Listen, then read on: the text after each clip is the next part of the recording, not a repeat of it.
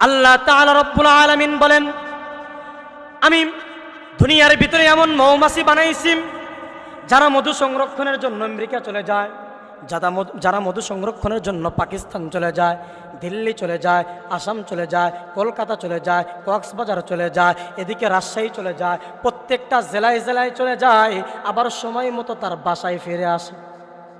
তার সময় মতো বাসায় ফিরে আসেন। রাস্তাঘাটে কোনো ট্রাফিককে জিজ্ঞাসা করতে হয় না, ট্রাফিক ভাই আমি টাঙ্গাইলের শহরে যাব কোথায়, আমি টাঙ্গাইলের পুরান বাসস্ট্যান্ড যাব কোথায়, আমি টাঙ্গাইলের আকুর টাকুর পাড়া যাব কোথায়, কিভাবে যাব, কোন রাস্তা ভুলে যায় নাই, আল্লাহ তাআলা রব্বুল আলামিন জানিয়ে দেয়। কোনো মৌমাছিকে জানিয়ে দিতে হয় না তোমার রাস্তা এটা, কোনো মৌমাছিকে বলে দিতে হয় না, কোনো ট্রাফিকের কাছে বলতে হয় না। কিন্তু দুনিয়ার ভিতরে তুমি নিজের পাইলট হইছ, তুমি নিজেকে অনেক বড় মনে করতেছ। একটা পাইলট যদি কোনো দুর্ঘটনার শিকার হয়, আল্লাহ তাআলা রব্বুল আলামিন এটাই বুঝাইতেছে, বান্দা ওই পাইলটটা জীবনের জন্য শেষ হইয়া যায়। কিন্তু আমি একটা মৌমাছিকে বানাইলাম যেটা আমেরিকাও চলে যাবে। রাস্তাঘাট চেনার জন্য কোনো প্রশিক্ষণ লাগে না, রাস্তাঘাট চেনার জন্য কোনো প্রশিক্ষণ, তাদের জন্য রাস্তাঘাট চেনার জন্য কোনো প্রশিক্ষণ লাগে না, কোনো দরকার পড়ে না। কিন্তু দুনিয়ার পাইলটগুলো যদি স্যাটেলাইট যদি এদিক সেদিক হয়ে যায়, তাহলে তারা দেখা যায় একে অপরের সাথে বিচ্ছিন্ন অবস্থা হয়ে যায়, কিংবা একে অপর অ্যাক্সিডেন্ট হয়ে যায়, দুর্ঘটনার শিকার হয়। আল্লাহ তাআলা জানাইয়া দেয়, মুসলমান তোমাদের চাইতো আমি আল্লাহ এমন কিছু পাইলট দুনিয়ার ভিতরে দিয়ে দিলাম যেগুলো তুমি চিন্তা করো। একবার মৌমাছির দিকে তাকাও, এই মৌমাছিগুলো মধু সংরক্ষণ করে নিয়ে আসে, আসার পর যখন বাসার ভিতরে চলে আসে, কিছু কিছু মৌমাছি আছেন যারা চিন্তা করেন যে এই মৌমাছিগুলো পরিপূর্ণতার সহিত ভালো কোনো ওষুধ নিয়ে, ভালো কোনো মধু নিয়ে আসছে কিনা, না ভেজালযুক্ত মধু নিয়ে আসছে। রাসূল করিম সাল্লাল্লাহু আলাইহি ওয়াসাল্লামের জন্মের 50 দিন পূর্বের বিশ্বের বুকে এমন একটা কাহিনী ঘটে গিয়েছে যা মুসলিম জাতির কাছে ইতিহাসে লিপিবদ্ধ রয়েছে। রাসূল করিম সাল্লাল্লাহু আলাইহি ওয়াসাল্লামের জন্মের 50 দিন পূর্বেই আসহাবে ফিলের একটা ঘটনা পুরা পৃথিবীর মাঝে সমাদৃত রয়েছে, যেই ইতিহাসটা এখনো পর্যন্ত ইতিহাসের পাতায় লিপিবদ্ধ রয়েছে। যেই জাতি যত বড়ভাবে মাথা নিয়েছে, যত বড় হওয়ার চিন্তা করেছে, আল্লাহ তাআলা রব্বুল আলামিন তাদেরকে সেভাবেই ডাবিয়ে দিয়েছে। তো আসহাবে ফিলের সময় কি ঘটনা ঘটেছিল প্রত্যেকটা মুসলমানের জানাটা এটা জরুরি। রাসূল করিম সাল্লাল্লাহু আলাইহি ওয়াসাল্লামের জন্মের 50 দিন পূর্বে যখন আব্রাহাম বাদশাহ চিন্তা করলেন যে কাবা ঘরের ভিতরে হাজার হাজার মানুষ হজের জন্য চলে যাচ্ছে, আমার এই সানআ নামক শহর থেকে আব্রাহাম বাদশার যে স্থানটা ছিল যে ইয়ামেন থেকে হাজার মানুষ কাবা ঘরের দিকে চলে যাচ্ছে, যে কাবা ঘর হজ করবে। এটা আব্রাহাম বাদশার কাছে ভালো লাগলো না। সাথে সাথে আব্রাহাম বাদশাহ চিন্তা করলেন যে আমার এটার পরিবর্তে যদি আমি আমার এলাকার ভিতরে যদি একটা কাবা বানাইতে পারি, একটা গির্জা যদি আমি বানাইতে পারি, হাজার মানুষ আমার কাছে চলে আসবে আর আমাকে এটার প্রভুত্ব মানবে। এই জন্যে আব্রাহাম বাদশাহ একটা কাবার মতো হুবহু একটা কাবা তৈরি করলেন। আল্লাহ তাআলা রব্বুল আলামিন তার কাবা ঘরের চতুর্দিকের যে গোত্রগুলো রয়েছিল, বিশেষ করে সানআ নামক গোত্র, তারা ইসলামপন্থী ছিল, আল্লাহকে বেশি ভালোবাসত। তারা চিন্তা করলো না, এটা কোনোভাবেই সম্ভব হতে পারে না যে আল্লাহর ঘর বাদ দিয়ে আমরা কাবা ঘর আর আব্রাহাম বাদশার তৈরিকৃত কাবা ঘরে আমরা হজ করব, তওয়াফ করব, এটা কখনোই সম্ভব হতে পারে না। সাথে সাথে চিন্তা করলেন যে এটা কখনোই হতে পারে না। এই চিন্তা করার পর একদিন রাত্রে আব্রাহাম বাদশার কাবা ঘরের ভিতরে আশেপাশে চতুর্দিক দিয়ে গিয়ে মানুষগুলো এক ধরনের মল ত্যাগ করলেন। সাথে সাথে আব্রাহাম বাদশাহ চিন্তা করলেন যে না, এরকমভাবে সম্ভব না। আমি তাদেরকে চিন্তা করলাম মানুষগুলো যেন আমার কাছে চলে আসে আর এই মানুষগুলো আমার থেকে দূরে সরানোর জন্য চেষ্টা করতেছে। আব্রাহাম বাদশাহ সাথে সাথে চলে গেলেন যে আমরা সমস্ত ঐক্যমতভাবে আমরা কাবাকে ধ্বংস করে দিব, না হয় আমার মান ইজ্জত সব শেষ হয়ে যাবে।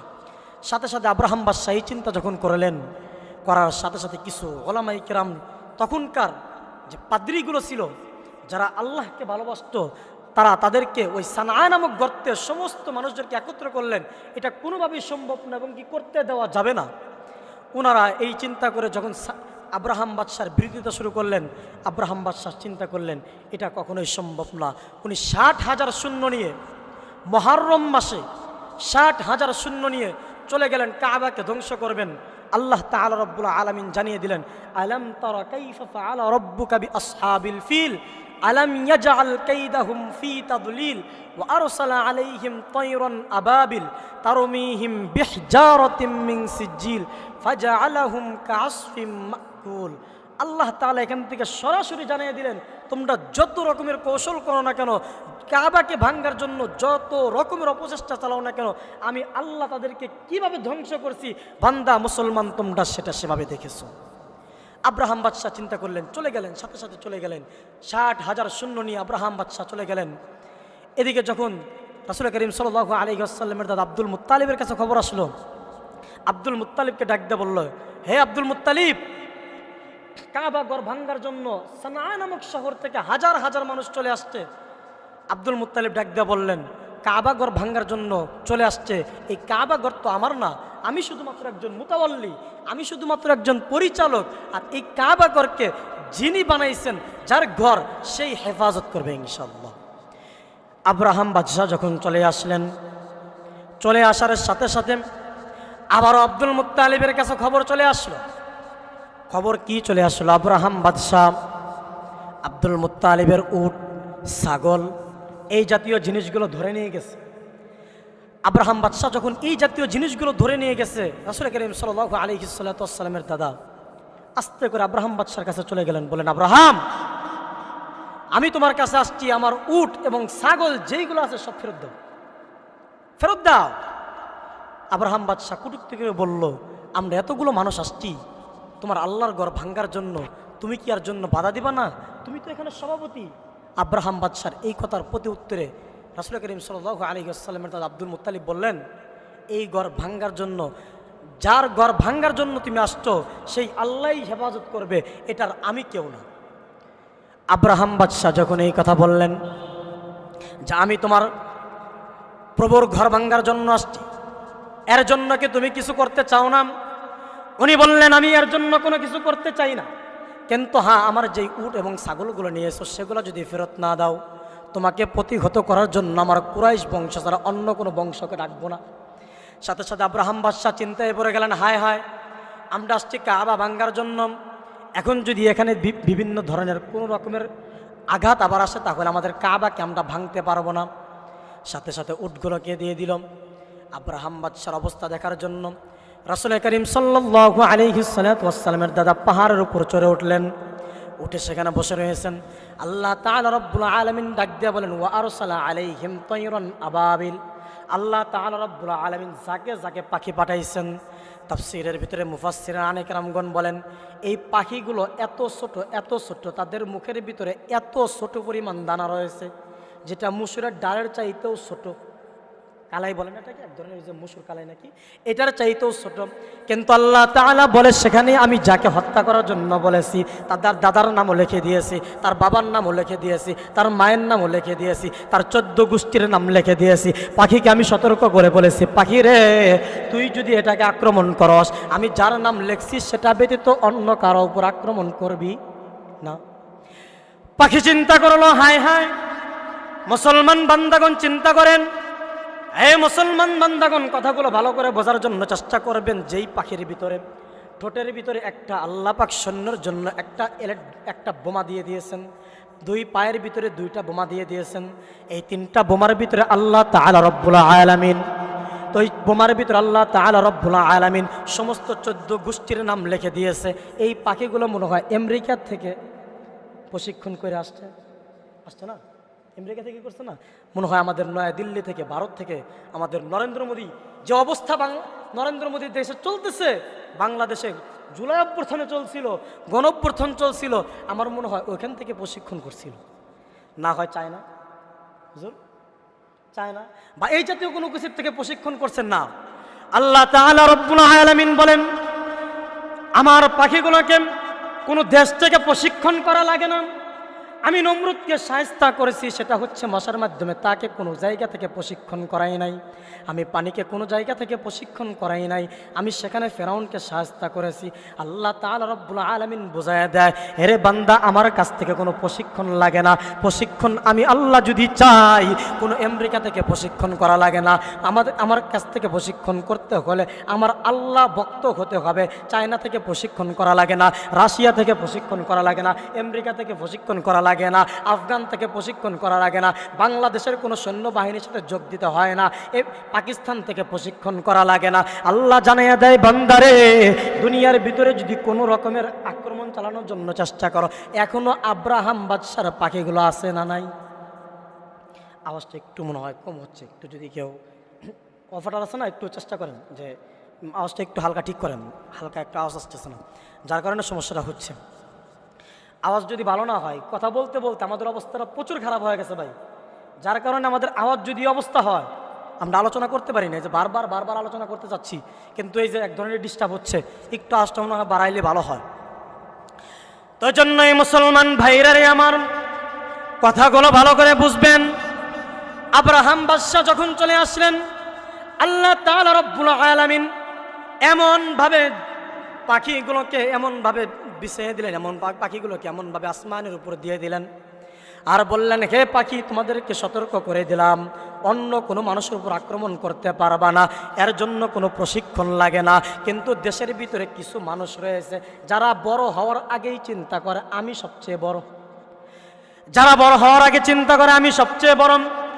একজন ডক্টর হয়েছে, চিন্তা করে আমার চাইতে বড় কোনো ডক্টর নাই, আমি সফল। একজন ইঞ্জিনিয়ার হয়েছে, বলে আমার চাইতে কোনো বড় ইঞ্জিনিয়ার নাই, আমি সফল। একজন পাইলট হয়েছে, আমার চাইতে বড় কোনো ইঞ্জিনিয়ার, আমার চাইতে বড় কোনো পাইলট নাই, আমি সফল।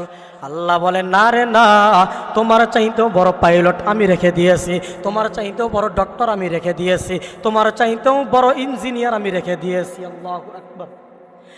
জঙ্গলের পশু পাখির দিকে তাকান, আরে আল্লাহর গোলাম, হাজারো হাজারো এমন প্রাণী রয়েছে যেইগুলোর ভিতরে আল্লাহ তাআলা ডাক্তারি বৈজ্ঞানিক বিষয়গুলো দিয়েছেন। আমাদের দেশের ভিতরে সুন্দরবনের ভিতরে প্রাণী আছে না নাই? ওই যে বেজি আছে না নাই? সাপ আছে না নাই? সাপও যেমন রয়েছে, বেজিও তেমন রয়েছে। একজন বেজি, একটা সাপ এবং একটা বেজি যখন লড়াই করে, আমাদের কোনো পত্রিকার পাতায় এমন কোনো নিউজ হয় নাই যে একটা সাপের অকালে মৃত্যু হয়েছে কিংবা একটা বেজির অকালে মৃত্যু হয়েছে সাপের সবলের কারণে, কিন্তু আল্লাহ দেয় নাই। কারণ কি? একটা সাপ যখন একটা বেজির উপর আক্রমণ করে, কি করে? আক্রমণ যখন করে সাথে সাথে একটা গাছের পাতা খায়। আল্লাহ তাআলা জানায়া দেয়, এরে বান্দারে একটা গাছের পাতা খাওয়ার কারণে সাথে সাথে বেজির ওই বিষটাকে আল্লাহ পানি কইরা দেয়। এজন্যই মুসলমান ভাইরারে আমার কথাগুলো ভালো করে বোঝা প্রয়োজন। যারা নিজেদেরকে বড় ডক্টর মনে করেন, বড় ইঞ্জিনিয়ার মনে করেন, নিজেকে বড় পাইলট মনে করেন, আল্লাহ বলে তোমার চাইতে বড় পাইলট আমি দুনিয়ার ভিতরে রেখে দিলাম। সূরাতুন নাহাল, মৌমাছির ঘটনা, বিস্তারিত ঘটনা রয়েছে। আমার আলোচনার সময় সংক্ষিপ্ত, আর ওলামায়ে কেরামগণ আমার পাশে বসা আছেন, আমাদের শ্রদ্ধেয় ওস্তাদ সমতুল্য বড় ভাই এবং কি আমার পাশে বসা আছেন, তারা আলোচনা করবেন। তো কথাগুলো হচ্ছে আমার সময় সংক্ষিপ্ত, যে সূরা নাহালের যদি এখান থেকে তাফসির বা আয়াত সহ টানতে যাই বিশাল লম্বা হয়ে যাবে, যার কারণে আমি ওটা টানতে চাচ্ছি না। শুধু সংক্ষিপ্ত ঘটনার মাধ্যমে আমি আপনাদেরকে বলে দিচ্ছি যে নিজেকে কখনো সফল কাম মনে করবেন না, নিজেকে কখনো বড় মনে করবেন না। এজন্যই বলা হইতেছে মুসলমান ভাইরা আমার, আল্লাহ তাআলা রব্বুল আলামিন বলেন, আমি দুনিয়ার ভিতরে এমন মৌমাছি বানাইছি যারা মধু সংরক্ষণের জন্য আমেরিকা চলে যায়, যারা মধু সংরক্ষণের জন্য পাকিস্তান চলে যায়, দিল্লি চলে যায়, আসাম চলে যায়, কলকাতা চলে যায়, কক্সবাজার চলে যায়, এদিকে রাজশাহী চলে যায়, প্রত্যেকটা জেলায় জেলায় চলে যায়, আবার সময় মতো তার বাসায় ফিরে আসে। তার সময় মতো বাসায় ফিরে আসে। রাস্তাঘাটে কোনো ট্রাফিককে জিজ্ঞাসা করতে হয় না, ট্রাফিক ভাই আমি টাঙ্গাইলের শহরে যাব কোথায়, আমি টাঙ্গাইলের পুরান বাসস্ট্যান্ড যাব কোথায়, আমি টাঙ্গাইলের আকুর টাকুর পাড়া যাব কোথায়, কিভাবে যাব, কোন রাস্তা ভুলে যায় নাই, আল্লাহ তাআলা রব্বুল আলামিন জানিয়ে দেয়। কোনো মৌমাছিকে জানিয়ে দিতে হয় না তোমার রাস্তা এটা, কোনো মৌমাছিকে বলে দিতে হয় না, কোনো ট্রাফিকের কাছে বলতে হয় না। কিন্তু দুনিয়ার ভিতরে তুমি নিজের পাইলট হইছ, তুমি নিজেকে অনেক বড় মনে করতেছ। একটা পাইলট যদি কোনো দুর্ঘটনার শিকার হয়, আল্লাহ তাআলা রব্বুল আলামিন এটাই বুঝাইতেছে, বান্দা ওই পাইলটটা জীবনের জন্য শেষ হইয়া যায়। কিন্তু আমি একটা মৌমাছিকে বানাইলাম যেটা আমেরিকাও চলে যাবে। রাস্তাঘাট চেনার জন্য কোনো প্রশিক্ষণ লাগে না, রাস্তাঘাট চেনার জন্য কোনো প্রশিক্ষণ, তাদের জন্য রাস্তাঘাট চেনার জন্য কোনো প্রশিক্ষণ লাগে না, কোনো দরকার পড়ে না। কিন্তু দুনিয়ার পাইলটগুলো যদি স্যাটেলাইট যদি এদিক সেদিক হয়ে যায়, তাহলে তারা দেখা যায় একে অপরের সাথে বিচ্ছিন্ন অবস্থা হয়ে যায়, কিংবা একে অপর অ্যাক্সিডেন্ট হয়ে যায়, দুর্ঘটনার শিকার হয়। আল্লাহ তাআলা জানায় দেয়, মুসলমান তোমাদের চাইতেও আমি আল্লাহ এমন কিছু পাইলট দুনিয়ার ভিতরে দিয়ে দিলাম যেগুলো তুমি চিন্তা করো। একবার মৌমাছির দিকে তাকাও, এই মৌমাছিগুলো মধু সংরক্ষণ করে নিয়ে আসে, আসার পর যখন বাসার ভিতরে চলে আসে, কিছু কিছু মৌমাছি আছেন যারা চিন্তা করেন যে এই মৌমাছিগুলো পরিপূর্ণতার সহিত ভালো কোনো ওষুধ নিয়ে, ভালো কোনো মধু নিয়ে আসছে কিনা, না ভেজালযুক্ত মধু নিয়ে আসছে। তাদের ভিতরে চেক আপ থাকে, চেকআপের ভিতরে যদি দেখা যায় যে কোনো ভেজালযুক্ত মৌমাছি নিয়ে আসছে, ওই মৌমাছির যে সর্দার নিয়ে আসে বলে সাথে সাথে শিরচ্ছেদ করে ফেলো, নাকি পকেট থেকে কিছু কাঁচা বান্ডিল তার হাতের ভিতরে ধরায় দেয়, বুঝায় দেয় যে বন্ধু কিছু করা যাবে না। কিন্তু বাংলাদেশে এটা আসে না নাই। এজন্যই মুসলমান ভাইরা রে আমার, যারা ভাবতেছো আমি নিজেকে বড় ডাক্তার হয়ে গেছি, কিন্তু না, তুমি ডাক্তার হও নাই। তোমার চাইতেও বড় ডাক্তার আল্লাহ তাআলা রব্বুল আলামিন জঙ্গলের প্রাণীকে রেখেছেন। তুমি চিন্তা করতেছো তুমি বড় পাইলট হয়ে গেছো, না না, তোমার চাইতে বড় পাইলট আল্লাহ তাআলা দুনিয়ার ভিতরে রাখছেন। তুমি চিন্তা করতেছো বড় বড় ইঞ্জিনিয়ার তুমি হয়ে গেছো, এর চাইতেও বড় ইঞ্জিনিয়ার আল্লাহ দুনিয়ার ভিতরে রাখছে। বাবুই পাখির বাসাগুলোর দিকে তাকান, দুনিয়ার ভিতরে কোনো বিল্ডিং বানাইলে ওই বিল্ডিং যে কোনো কারণে ভেঙে পড়ে যেতে পারে, বড় ভূমিকম্পের কারণে এটা ভেঙে পড়ে যেতে পারে, কিন্তু কখনোই বাবুই পাখির বাসা ভাঙতে পারে না। এজন্যই মুসলমান ভাইরারে আমার, যারা চিন্তা করতেছে নিজেরা অনেক বড় হয়েছে, আল্লাহ জানাই দিল ফাজআলাহুম কাআসফিম মাকুল ওয়া আরসালা আলাইহিম তায়রান আবাবিল তারমিহিম বিহিজারাতিন মিন সিজিল ফাজআলাহুম কাআসফিম মাকুল। এজন্য আল্লাহ বলেন যে আব্রাহাম বাদশাকে আমি যখন বললাম, আব্রাহাম বাদশা যখন চিন্তা করলো আল্লাহর কাবা ঘর ভাঙবে, ভাঙুক, সমস্যা নাই, ভাঙুক, আল্লাহর কাবা ঘর ভাঙবে, যদি তার বুকে সাহস থাকে ভাঙুক। এজন্যই মুসলমান ভাইয়েরা, এই সূরা ফিল এর তাফসীর পড়লে স্পষ্ট পাওয়া যায় যে আসলে আব্রাহাম বাদশা যখন 60,000 সৈন্য সামর্থ্য নিয়ে চলে আসছিল আল্লাহর ঘর কাবা ঘর ভাঙবে, দাদা আব্দুল মুত্তালিব বসে বসে দেখতেছে, আল্লাহ তোমার ঘর ভাঙতে আসছে, তুমি এটার হেফাজত করবা। আল্লাহ তাআলা রব্বুল আলামিন বলছেন ওয়া আরসালা আলাইহিম তায়রান আবাবিল, আল্লাহ তাআলা যে যাকে যাকে পাখি পাঠিয়ে দিয়েছেন, ওই পাখির মুখের ভিতরে, দু পায়ের ভিতরে মোট তিনটা মুসুর ডানার সম পরিমাণ এমন এটিএম বোমা দিয়ে দিয়েছে। এক একটা বোমা যার মাথার উপর পড়ছে, আল্লাহ জানিয়ে দেয় তার মাথা ভেদ করে ওই পাশা মানে পিছনের রাস্তা ভেদ করে, এবং কি যে হাতিগুলো ছিল সেগুলোকে মাটির মধ্যে এমনভাবে ধসে গিয়েছে, পরের দিন সকালে তাদের কোনো অস্তিত্ব পাওয়া যায় না। এজন্যই মুসলমান ভাইরাই আমার, যারা আব্রাহাম বাদশার ঘটনা থেকে কিছু শিক্ষা পাইতে চাও, নিজেকে বড় মনে করতে যেও না। দেশের ভিতরেও কিন্তু 2024 সালে নিজেকে বড় মনে করে রাজাকার বলে আখ্যায়িত করেছিলাম। আল্লাহ জানিয়ে দিল তুমি যত বড় হইছ, আমি আল্লাহ তোমাকে তত ছোট জিনিসের মাধ্যমে প্রতিহত করলাম। আল্লাহ যদি চাইতো বিএনপির মাধ্যমে তাকে প্রতিহত করতে পারত, আল্লাহ যদি চাইতো জামাতের মাধ্যমে তাকে প্রতিহত করতে পারত, আল্লাহ যদি চাইতো সমস্ত গোটা মানুষের মাধ্যমে প্রতিহত করতে পারত। আল্লাহ তাআলা তাদের মাধ্যমে নেতৃত্ব দিলেন, যারা ছাত্র তাদের মাধ্যমে নেতৃত্ব দিয়া স্বৈরাচার সরকারকে যেমন দৌড়াইছে। তোমরা এখন যারা চিন্তা করতেছ যে এখনো পর্যন্ত স্বৈরাচারের আমলগুলাকে তোমরা পুনরুদ্ধার করবা, আমরা মনে করি জুলাই কিন্তু একবার গেছে, সামনে আবার আছে, একবার গেছে সামনে আবার আছে। মুসলমান ভাইরা রে আমার, আমরা ইতিহাস ভুলে গেলে চলবে না। ফিরআউনকে আল্লাহ তাআলা রব্বুল আলামিন পানির মধ্যে চুবায়া মারছে, মৃত্যুর পূর্বের একটা ঘটনা আপনাদেরকে না বললেই নয়। আমি আয়াত তাফসিরগুলো বলতেছি না, শুধু সংক্ষিপ্ত আলোচনা করে যাচ্ছি। আব্রাহাম বাদশার এখান থেকেও কিছু শিক্ষা নিয়েছেন মুসলমান ভাইরারি আমার। ফেরাউনের কাছ থেকে কিছু শিক্ষা নেন। ফেরাউনের কাছ থেকে যখন আপনি কোনো কিছু শিক্ষা নিতে যাইবেন, ফেরাউন যখন চিন্তা করেছিল যে আমরা সমস্ত মানুষের উপর কর্তৃত্ব চালাবো এবং কি দুনিয়ার সমস্ত মানুষ যারা আছে তারা আমাদেরকে প্রভু হিসাবে মানবে, আমাকে প্রভু হিসাবে মানবে। আমাকে প্রভু হিসাবে না মানলে তাদের যে রকমের শাস্তি দেওয়া যায় শাস্তি দিবে। ফেরাউন মুসা আলাইহিস সালাতু ওয়াস সালামকে ধ্বংস করার জন্য হাজার হাজার সন্তানকে মেরে ফেলছে, হাজার হাজার সন্তানকে মেরে ফেলছে। আল্লাহ তাআলা ডাক দিয়ে বলে, হে ফেরাউন, তোমার ঘরে আমি মুসাকে পাঠাবো, তোমার পালক পুত্র হিসাবে পাঠাবো, তোমার ঘরে আমি বড় করব। এবং আলাইহিস সালাতু ওয়াস সালামের হাতে পতন হওয়ার পূর্বে ফেরাউনের একটা আশ্চর্যজনক কাহিনী শুনলে অবাক হয়ে যাবেন। একবার ফেরাউন চিন্তা করলো নীল নদের পানি শুকিয়ে গেছে।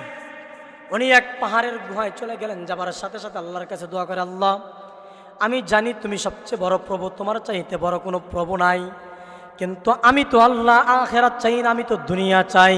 তুমি আমাকে নীল নদীটাকে ভরপুর করে দাও। আল্লাহ জানিয়ে দিল, যা যা ফেরাউন তোকে দিয়ে দিলাম, তুই আখিরাত চাস না দুনিয়া চাস, আমি তোকে দিয়ে দিলাম। ফেরাউন যখন সকালবেলায় ওই গর্ত থেকে বাহির হয়ে আসে, সামনে থেকে একজন জীর্ণ শীর্ণ যুবক দাঁড়িয়ে আছে। ফেরাউনকে ডাক দিয়া বলে, হে ফেরাউন, হে বাদশা, আপনার সাথে কিছু কথা বলতে চাই। ওই ফেরাউন তাকে ডাক দিয়া বলল, যদি কথা বলতে হয় তাহলে আমার সিংহাসনে যেতে হবে, আমার দরবারে যেতে হবে। এই কথা শোনার সাথে সাথে ওই যুবক বাচ্চারা, জীর্ণ শীর্ণ বাচ্চারা ডাক দিয়া বলল, হে ফেরাউন, এক পা যদি সামনে আগাও পায়ের নলা থাকবে না। ফেরাউন চিন্তায় পড়ে গেল, হায় হায়, আমি হলাম সবচেয়ে বড় খোদা, আমি হলাম এই দুনিয়ার পুরা দুনিয়ার মালিক হলাম আমি, আমাকে বলে পায়ের নলা থাকবে না। ফেরাউনের ভিতরেও তো ভয় ছিল। ভয় যখন তার ভিতরে আক্রান্ত করলো, তিনি চিন্তা করলেন, ঠিক আছে বলল, তুমি তোমার প্রজারা যদি তোমার সাথে কোনো রকমের বেঈমানি করে, তুমি তাকে কিভাবে মারবা? উনি বলতেছে, ওই যে নীল নদ দেখতে পাও? বলে, হ্যাঁ দেখতে পাই। বলে যে আমি ওইখানে তাকে চুবায়া মারতাম। ঠিক আছে, তাহলে তুমি লিখে দাও, সাইন করে দাও, চুবায়া মারবা।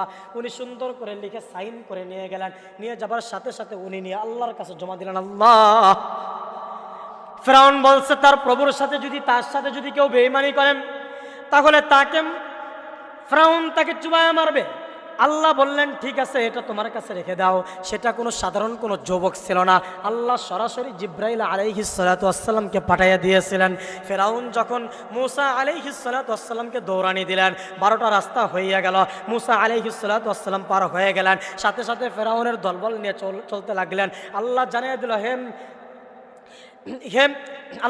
দিল, হে নদী, তুমি সমস্ত পানিগুলোকে আবার একত্র করে নাও। যখন একত্র করে নিল, হযরত জিব্রাইল আলাইহিস সালাতু ওয়াস সালাম আবার আসলেন।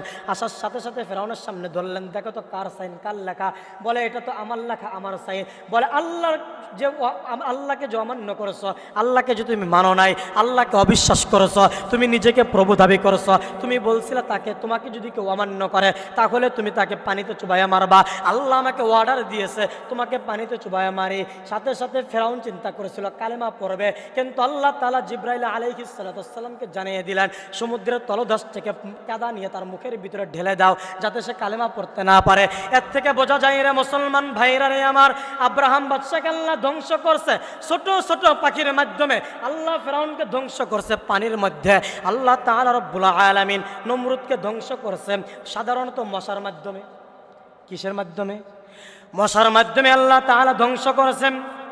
যখন হযরত ইব্রাহিম আলাইহিস সালাতু ওয়াস সালামকে চিন্তা করলেন তারা হত্যা করে ফেলবে, মেরে ফেলবে, হযরত ইব্রাহিম আলাইহিস সালাতু ওয়াস সালামকে যখন তারা মারতে পারল না, চিন্তা করলো তার আল্লাহকে আগে মারতে হবে, তার আল্লাহকে আগে মারতে হবে।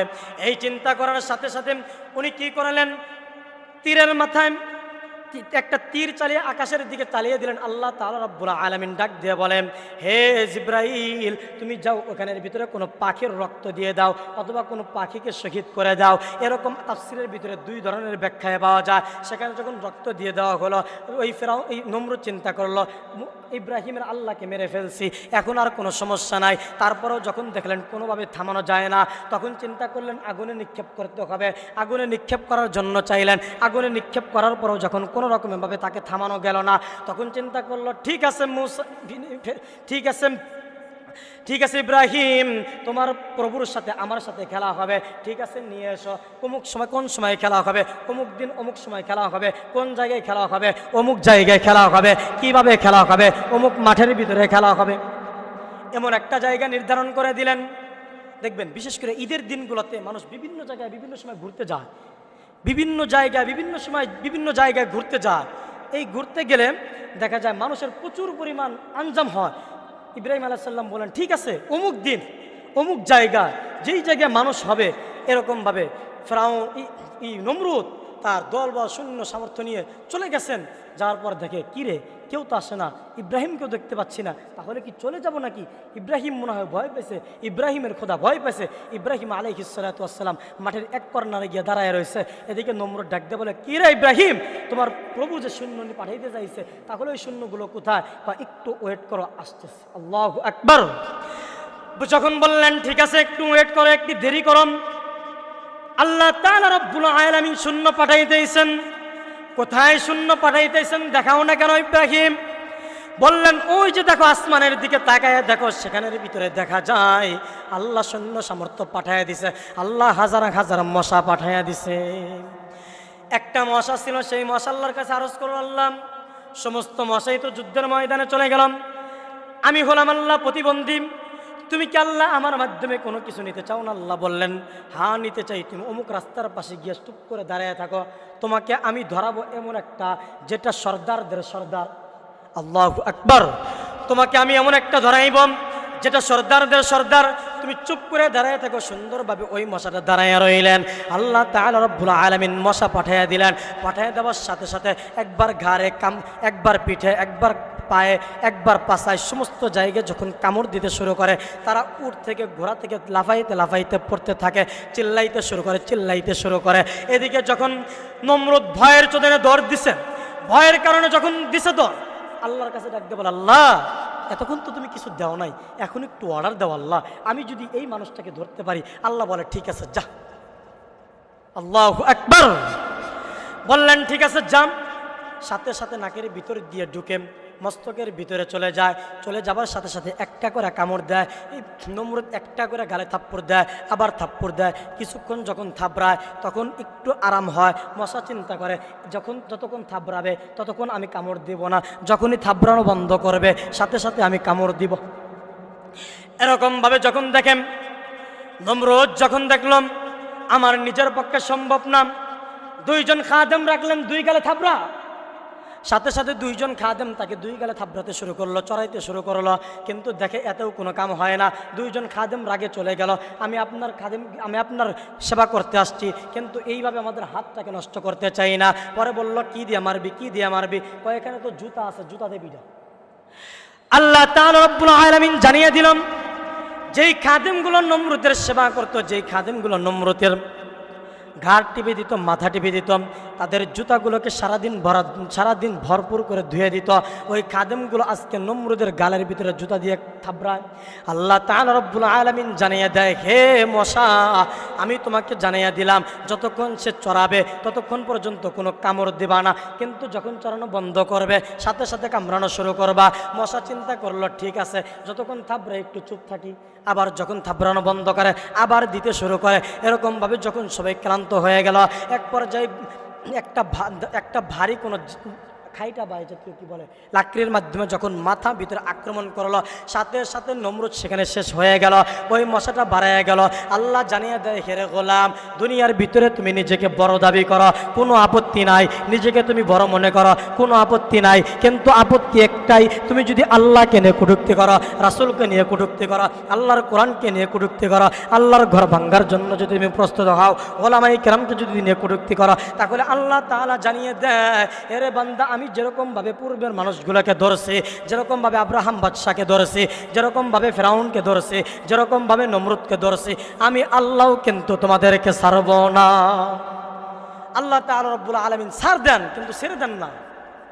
দেখবেন গ্রামাঞ্চলে যারা ঘুড়ি উড়ায়, ঘুড়ি, তাদের হাতের মুঠে কিছু পরিমাণ মানে সুতি থাকে, আর কিছু পরিমাণ ছেড়ে দেয়, সুন্দর আকাশে উঠতে থাকে, সারাদিন উঠতে থাকে, সারাদিন শেষ করার পর ধীরে ধীরে ধীরে ধীরে মালিকের কাছে নামাই নিয়ে আসে। আল্লাহ তাআলা বলে, বান্দা, আমি তোকে দুনিয়ার ভিতরে ছেড়ে দিলাম, তুই যা, তুই গুনাহ কর, সমস্যা নাই, তুই যা, তুই আমল কর, কোনো সমস্যা নাই, তোর যেটা ইচ্ছে তুই কর, কোনো সমস্যা নাই, আমি আল্লাহ তোকে স্বাধীনতা বানিয়ে দিলাম, তুই চাইলে গুনাহও করতে পারস, তুই চাইলে এখানের ভিতরে তুই আমলও করে আমার নৈকট্য লাভ করতে পারস, তাতে কোনো সমস্যা নাই, কিন্তু ইন্না বাতশা রাব্বিকা লাশাদীদ, আমি আল্লাহ যখন তোকে ধরবো বড়ই কঠিনভাবেই ধরবো। এজন্যই মুসলমান ভাইয়েরাই আমার, আল্লাহ তাআলা রব্বুল আলামিন ছাড় দেন, কিন্তু ছেড়ে দেন না। আমি আগেই বলতেছিলাম, নিজেদেরকে যখন বড়ত্ব মনে করি, নিজেরা যখন বড় মনে করি, নিজেদেরকে যখন বিশাল বিস্তৃত লাভ করতে যাই, তখন মনে হয় আমার চাইতে বড় কেউ নাই, আমার চাইতে বড় কেউ নাই, আমি ডক্টর হয়েছি, আমি সবচেয়ে বড়, আমি আলেম হয়েছি, আমি সবচেয়ে বড়, আমি ইঞ্জিনিয়ার হয়েছি, আমি সবচেয়ে বড়, আমি পাইলট হয়েছি, আমি সবচেয়ে বড়। কিন্তু না না, তুমি যত বড় আলেম হও না কেন, তুমি সবচেয়ে বড় না। মুসা আলাইহিস সালাতু ওয়াস সালামকে যখন আল্লাহ প্রশ্ন করেছিল, হে মুসা আলাইহিস সালাতু ওয়াস সালামকে যখন এক ময়দানে, তখনকার জামানা যখন এক ময়দানে এক বান্দা দ্বারা প্রশ্ন করছিল, হে আল্লাহ রাসূল, এই জামানার ভিতরে সবচেয়ে বড় আলেমকে? মুসা আলাইহিস সালাম সাথে উত্তর দিয়েছিল, আনা আলিমুন ওয়া কাবীরুন ওয়া মাহিরুন। আল্লাহ তাআলা বলেন, মুসা, আমার এটা পছন্দ হয় নাই। সাথে সাথে মুসা আলাইহিস সালাতু ওয়াস সালামকে শিক্ষার জন্য একটা আল্লাহ তাআলা ঘটনা, বিশাল বড় বিস্তৃত ঘটনা সূরা কাহাফের ভিতরে আছে, এই লম্বা ঘটনায় যাব না। এখান থেকে শিক্ষা নেওয়া যায়, যারা নিজেকে বড় মনে করে, আল্লাহ তাআলা রব্বুল আলামিন তাকেই ছোট মনে করে। এখন বিস্তৃত একটা ঘটনা আমি আপনাদেরকে বলে শেষ করব, মানে এক ধরনের আমাদের পরিস্থিতির উপর আলোচনা। এটা আমি আলোচনাকে সংক্ষিপ্ত করে দিয়েছি, এটা না বললেই নয়, কারণ আমাদের জাতি আজ এত পরিমাণ বিভ্রান্ত হতে চলছে যা চিন্তা করা যায় না। দেখেন ভাই, দেশের ভিতরে আলিয়া অঙ্গন রয়েছে, দেশের ভিতরে কওমি অঙ্গন রয়েছে, দেশের ভিতরে চরমনাই রয়েছে, দেশের ভিতরে বিএনপি আছে, দেশের ভিতরে জামাত ইসলাম আছে, বিভিন্ন রকমের বিভিন্ন দল রয়েছে, কোনো আপত্তি নেই। আপনারা নির্বাচন করছেন, আলহামদুলিল্লাহ, যে যার দলে গিয়ে নির্বাচন করছে, কোনো সমস্যা নাই। কিন্তু কাদা সরাসরি হইতেছে একটা মামুনুল হক কেন গিয়ে জামাতে যোগ দিল, আলী হাসান উসামা কেন জামাতে যোগ দিল, আবার যখন কওমি অঙ্গনের কোনো সন্তান যখন জামাতের পক্ষে কথা বলে, তখন চিন্তা করে কেন কওমি অঙ্গন থেকে গিয়ে জামাতের পক্ষে কথা বলবে। আরে ভাই, আমাদের কওমি অঙ্গনের ভিতরে তো এমন কোনো প্ল্যাটফর্মই তৈরি করতে পারেন না আপনারা, আপনাদের যোগ্যতা অনুযায়ী এমন কোনো প্ল্যাটফর্ম তৈরি করতে পারেন নাই যার মাধ্যমে একজন মানুষ আপনাদের কাছে আসবে। এর জন্য তো আপনারা নিজেরাই তো ব্যর্থতা পরিমাণ করেন। যদি আজকে কওমি অঙ্গন থেকে এই খেলাফাতে মজলিস এবং জমিয়াতে ইসলাম, এই সমস্ত বিভিন্ন ধরনের যে বিভিন্ন গ্রুপগুলো রয়েছে, এইগুলোকে যদি একত্র করে একটা প্ল্যাটফর্ম বানাইতেন, আলী হাসান উসামা ছুটে যেত না। আলী হাসান উসামা সব ছুটে যাওয়ার জন্য এটা কওমি অঙ্গন ওলামায়ে কেরাম দায়ী, কওমি অঙ্গন ওলামায়ে কেরাম দায়ী। ভাই, এটা যদি আমরা না বলি, আমি একজন কওমিয়ার সন্তান, আমি এক কথায় বলে শেষ করে দিব, লাস্ট মুহূর্তে শেষ কথা বলে দিচ্ছি, যে এক কথায় শুরু করছিলাম, আমার কথা হচ্ছে, কেউ কাউকে বড় মনে করবেন না, সবাই নিজেকে ছোট মনে করবেন। ছোট মনে করবেন, আল্লাহ আপনাকে বড় করে দিবে। আপনি বড় মনে করবেন, আল্লাহ আপনাকে ডাবাইয়া দিবে এমনভাবে যেটা কখনোই কোনোভাবেই সম্ভব নয়।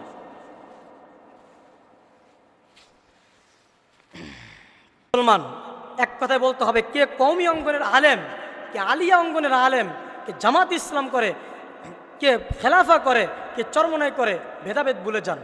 এক কথায় প্রমাণ করেন, আমি আলেম, আমার কোরআন এক, আমার হাদিস এক, আমার রাসূল এক, আমার সমস্ত কিছু এক। তাহলে আমাদের ভিতরে ভেদাভেদ কেন? এই ভেদাভেদ করার কারণে আগামী 100 বছর পরে এই জাতি, এই 2024 এবং 25-26 সালের ইতিহাসকে আগামীতে এমন কিছু উলামায়ে কেরামের মাধ্যমে তারা গাদ্দার হিসাবে প্রমাণিত হবে। এক কথাই শেষ, ডাইরেক্ট সর্বোচ্চ 2 মিনিটে আলোচনা শেষ করে দিব। সেটা হচ্ছে, দেখেন আমাদের বাংলাদেশে জমিয়ত ইসলাম আছে, আমাদের বাংলাদেশে খেলাফতে মজলিস আছে, বাংলাদেশে জামাতি ইসলাম আছে। তাদের বিরুদ্ধে ঠিক আছে আকীদাগতভাবে স্বাভাবিক দ্বন্দ্ব থাকতেই পারে, স্বাভাবিকগত বিষয়, কিন্তু এই বিষয়গুলোকে নিয়ে এত বিস্তৃত লাভ করতেছে যে মামুনুল হক এত বড় একজন আলেম, শাইখুল হাদিস সাহেবের সন্তান, সে জামাতে গিয়ে যোগ দিছে, আলী হাসান ওসামা গিয়ে যোগ দিছে।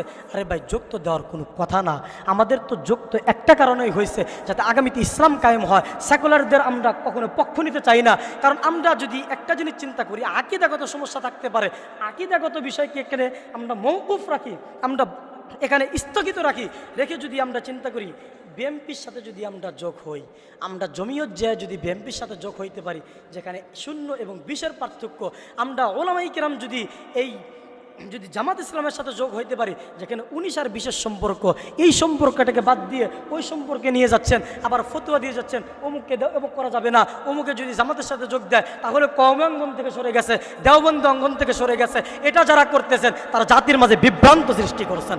আল্লাহ তাআলা রব্বুল আলামিন এজন্যই বলি, সমস্ত মানুষকে বরাত্মগিরি বাদ দিয়ে নিজেকে নিজে ছোট মনে করে একটা প্ল্যাটফর্মে চলে আসেন, যাতে আগামীতে ইসলাম কায়েম হয়। ইসলামকে যেন কেউ বিভক্ত করতে না পারে, ইসলামের বিরুদ্ধে যে কথা বলবে তাদের দাঁত ভাঙ্গা জবাব দেওয়া হবে ইনশাআল্লাহ।